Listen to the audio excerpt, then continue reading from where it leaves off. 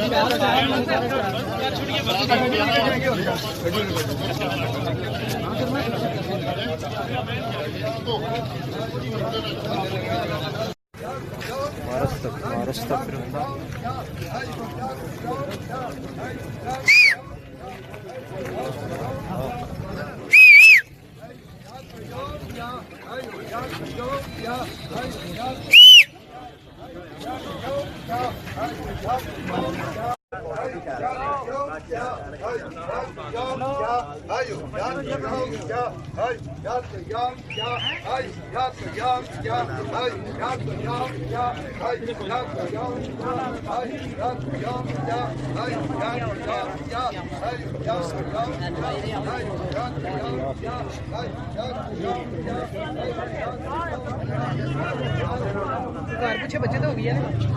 घर खून ही कोई लगना तो गुजरा भी था